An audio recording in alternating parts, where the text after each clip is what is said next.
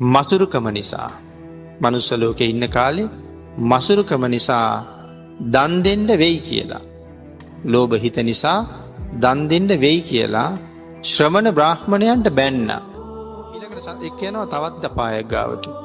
ඒ අපායේ මේ සුනකයෝ ඉන්නවා ඇත්තු වාගේ. සුනකයාගේ විශාලත්වය ඇතෙක් වගේ. මේ විශාල සුනකයෝ දූවගෙන ඇවිල්ලා නිරිසතුන්ගේ මේ කෙන්ඩ දෙකෙන් අල්ලගන්නවා. දනහිසට පල්හැ මේ කෙන්ඩෙන් අල්ලා හපනවා. හපහම වැටෙනවා.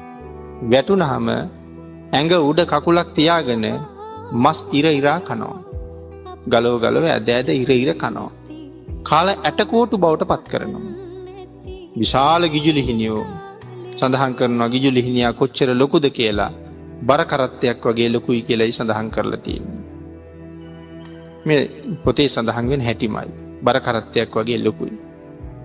ඔහුගේ තුඩ හොට ලෝහමය තුඩ හා තා විශාලයි. මේ තුඩෙන් අර ඇටකෝටු වලට කොටලා විශාල ඇටකෝටු 3 ගව් පමණ උස මිනිසයානේ කුඩු කරනවා ඇට. කුඩු කරලා ඇට මිදුළු උරාබනවා. කපුටොත් ඉන්නවා ඒ වගේම විශාලයි කපුටෝ. විශාල හොටවල්. දැන් මේ නිරිසත්තු මෙහෙම ඉන්න අතරේ සුනකයෝ දුවගෙන ඇවිල්ලා කෙන්ඩ වලින් හපලා පෙරලලා කනකන් සුනකයෝ දකින්නත් මේ මිනිස්සු එහෙම ඇවිදිනවනේ. එතකොට අර කපුට මොකද කරන්නේ?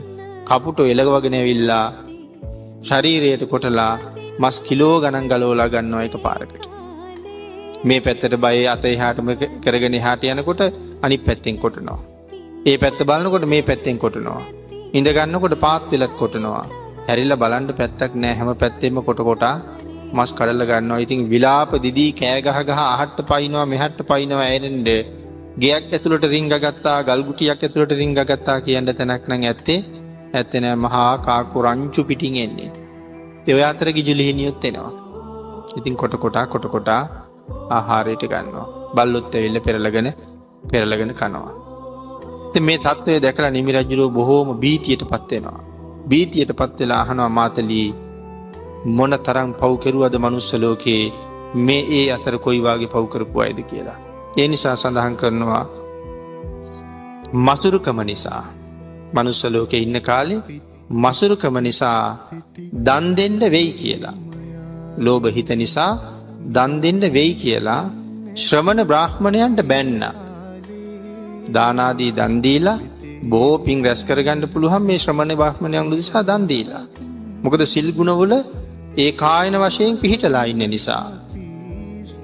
එහෙම සිල්වත් ගුණවත් ශ්‍රමණ බ්‍රාහ්මණයෝ දන් හොයාගෙන පිණ්ඩපාතේ හොයාගෙන එනකොට ඒ අයට දන් දෙන්න වෙයි කියලා තමන්ගේ වස්තුව වියදම් වෙයි කියලා තියෙන තෘෂ්ණාව නිසා නොදී හිටියා විතරක් නෙමෙයි විවිධාකාර චෝදනා කර ඒ අයට බැන්න.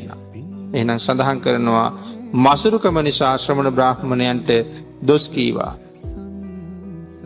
ඒ වගේම හිංසා කරන්නත් පටන් ගත්තා. චෝදනා කළා, අගුණ වර්ණනා කළා, චරිත ඝාතනය කළා. තමන් දෙන්න වෙයි කියලා අනික් අය දෙනවනේ. ඒ දීමත් නවත්තහම අපිට හොඳයි නැත්නම් අනික් අය හිතනෝනේ අපි දෙන්නේ නැහැ කියලා. ඒ හින්දා අර වාගේ විවිධ චෝදනා කර චරිත ඝාතනය කර හිංසා පීඩා කරන්නත් පෙළඹුණා. අන්න එහෙම අයගේ මස් තමයි මේ කපුටෝ එලවෙලව කඩ කඩා කන්නේ කියලා සුනකයෝ ඉරාගෙන කන්නේ කියලා සඳහන් කළා.